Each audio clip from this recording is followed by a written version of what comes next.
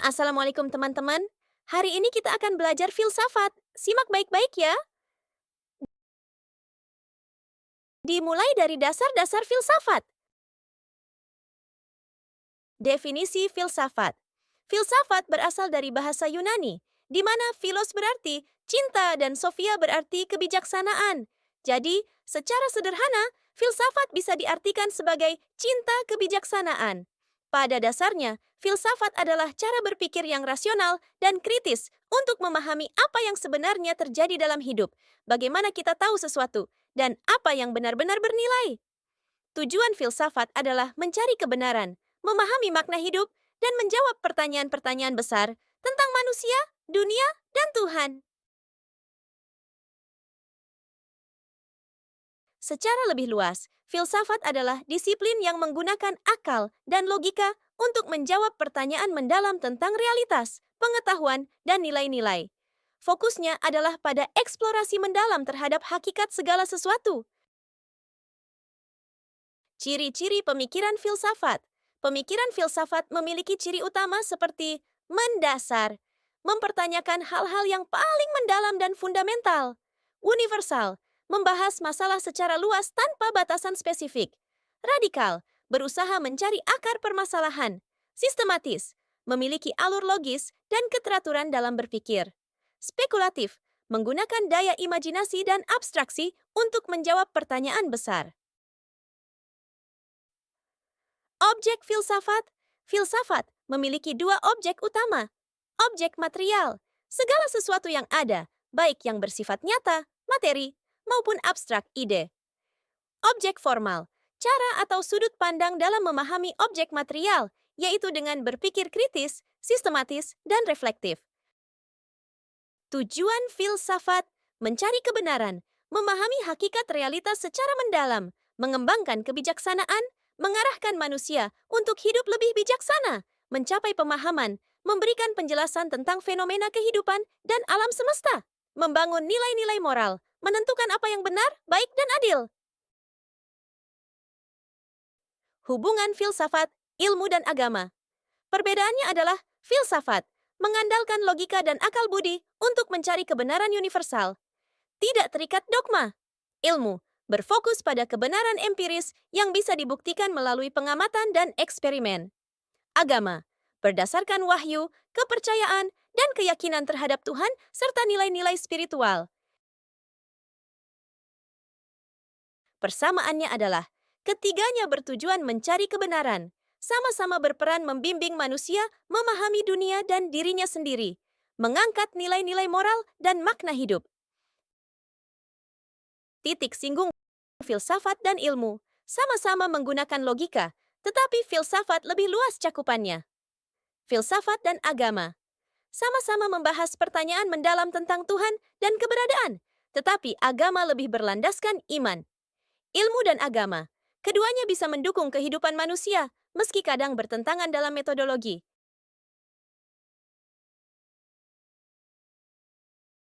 Jadi, ketiganya saling melengkapi untuk membentuk pemahaman yang lebih menyeluruh tentang hidup dan alam semesta.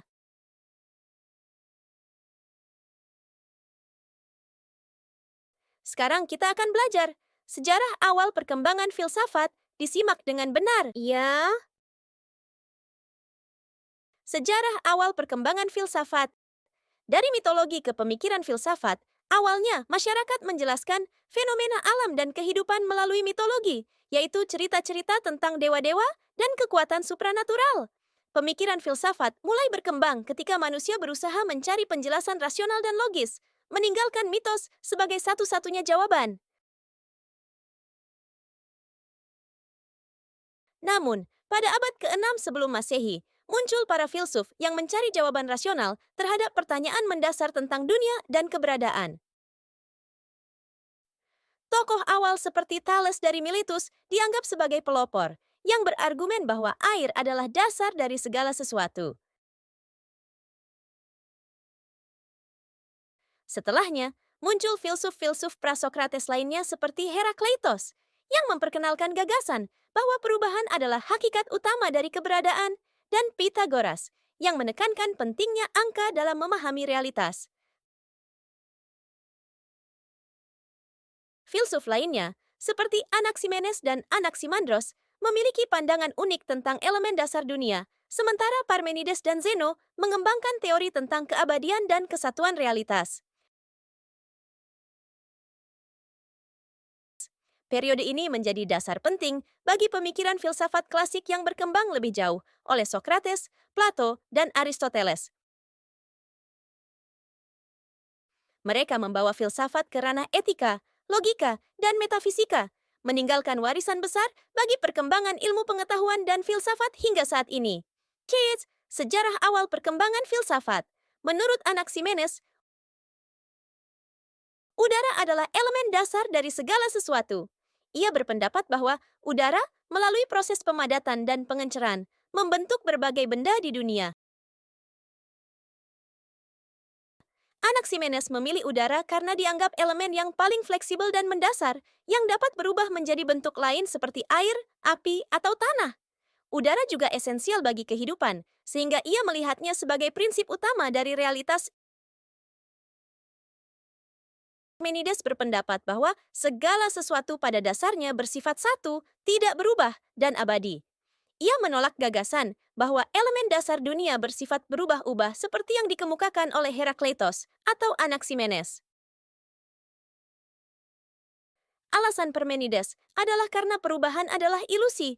Realitas yang sejati tidak memiliki awal atau akhir, dan segala sesuatu yang kita indra hanyalah penampakan sementara. Pemikiran filsafat Prasokrates. Prasokrates fokus pada mencari asal-usul alam semesta. Thales menganggap air sebagai elemen dasar semua hal. Anaximander berpendapat bahwa asal mula segalanya adalah sesuatu yang tak terbatas. Heraklitus berpendapat bahwa api adalah elemen dasar dari segala sesuatu. Ia memandang api sebagai simbol perubahan dan dinamika yang terus-menerus dalam kehidupan. Kesimpulannya, Anaximenes berfokus pada proses alamiah dan transformasi fisik dari satu elemen, udara, menjadi elemen lainnya. Parmenides menekankan pada esensi keberadaan yang tidak terpecah-pecah dan tidak berubah, mengabaikan gagasan elemen fisik tertentu. Thales memilih air karena sifatnya yang mendukung kehidupan dan fleksibel. Herakleitos memilih api untuk melambangkan perubahan abadi dalam kehidupan. Mereka sama-sama berusaha memahami hakikat alam, tetapi dengan elemen dasar dan pendekatan yang berbeda. Masa ini menjadi landasan bagi perkembangan filsafat selanjutnya, terutama oleh Sokrates, Plato, dan Aristoteles. Sekarang sampailah kita pada pembahasan filsafat sebagai induk ilmu pengetahuan. Filsafat disebut induk ilmu pengetahuan karena awalnya semua ilmu berasal dari pemikiran filsafat. Filsafat sebagai induk ilmu pengetahuan. Matematika, Pythagoras memandang angka sebagai dasar realitas. Sains modern, metode ilmiah yang digunakan dalam sains saat ini, berakar pada filsafat logika dan epistemologi. Astronomi. Para filsuf awal seperti Anaximander mengamati langit untuk menjelaskan dunia. Proses munculnya ilmu dari filsafat. Ketika manusia mulai memfokuskan pemikirannya pada bidang tertentu, ilmu pengetahuan pun lahir. Misalnya, dari filsafat tentang alam muncul fisika, kimia, dan biologi. Filsafat tetap memberikan landasan logis dan metodologi berpikir. Ketika pemikiran menjadi lebih spesifik, cabang-cabang ilmu seperti matematika, fisika, biologi, dan astronomi mulai berdiri sendiri. Aristoteles misalnya, menyusun klasifikasi ilmu, termasuk logika, fisika, dan metafisika, yang menjadi dasar bagi disiplin ilmu modern. Perkembangan ilmu pengetahuan ilmu semakin berkembang pesat karena menggunakan metode ilmiah, observasi, eksperimen, dan pembuktian. Meski begitu, filsafat tetap berperan dalam menjawab pertanyaan mendasar yang tidak bisa dijawab oleh ilmu, seperti mengapa kita ada atau apa tujuan hidup. Kesimpulan, filsafat adalah induk ilmu karena melahirkan pertanyaan dan metode yang menjadi dasar ilmu pengetahuan. Meskipun kini berbagai ilmu telah berkembang menjadi disiplin yang mandiri, filsafat tetap menjadi panduan dalam mengeksplorasi pertanyaan-pertanyaan mendasar yang melampaui batas-batas ilmiah. Seiring waktu, ilmu mulai berkembang secara empiris, menggunakan eksperimen dan observasi untuk menjawab pertanyaan yang sebelumnya hanya bersifat spekulatif. Namun, filsafat tetap relevan dalam memberikan kerangka etika, epistemologi, dan ontologi untuk membimbing perkembangan ilmu pengetahuan.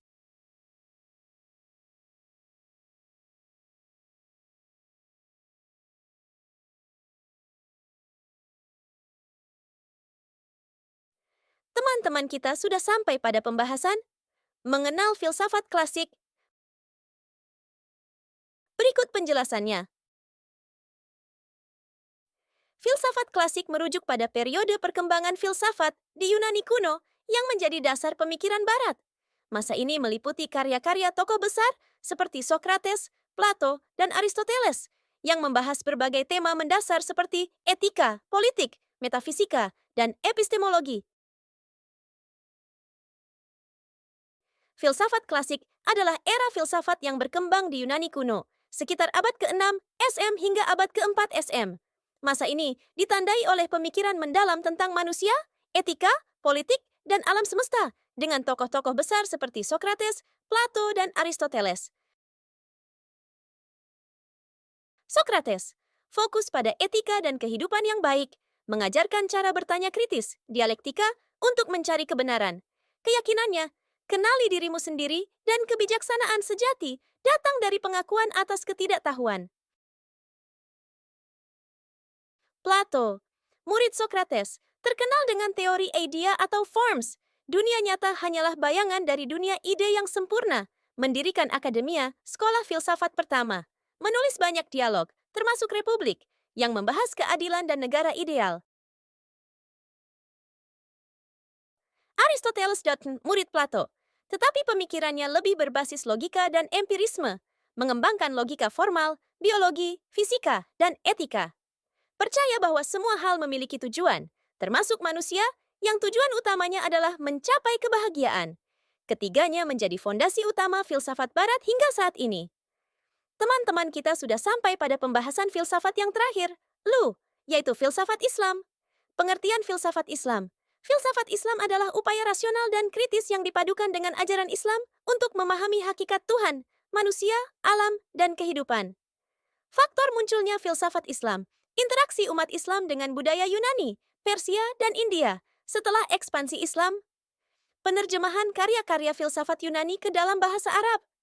Kebutuhan umat Islam untuk menjawab pertanyaan-pertanyaan teologis dan filosofis dengan pendekatan rasional. Membahas tentang Tuhan, teologi, alam semesta, dan hubungan manusia dengan keduanya. Pemikiran filosof Muslim tentang penciptaan alam. Menurut Al-Farabi, alam tercipta melalui proses emanasi, pancaran, dari Tuhan sebagai wujud tertinggi. Sedangkan menurut Ibnu Sina, alam bersifat abadi secara substansi, tetapi tetap bergantung pada Tuhan sebagai penyebab utama. Dan menurut Al-Ghazali, menentang konsep emanasi dan menekankan bahwa penciptaan sepenuhnya merupakan kehendak Tuhan. Pentingnya filsafat dalam kehidupan. Filsafat relevan dalam kehidupan modern. Etika. Membantu manusia menentukan tindakan yang benar atau salah dalam situasi kompleks. Politik. Filsafat politik memberikan dasar bagi konsep demokrasi, hak asasi manusia, dan keadilan sosial.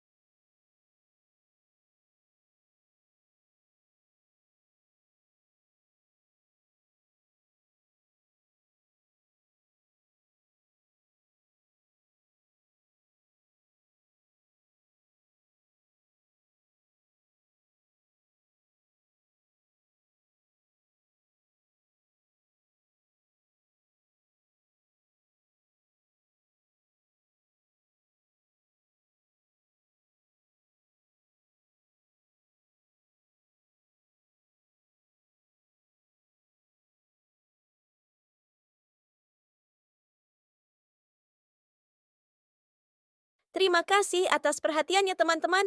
Aku sangat menghargai waktu kalian. Seperti kata Einstein, pendidikan bukan belajar fakta, melainkan melatih pikiran untuk berpikir. Sampai jumpa, sampai bertemu kembali di kesempatan berikutnya. Wassalamualaikum warahmatullahi wabarakatuh.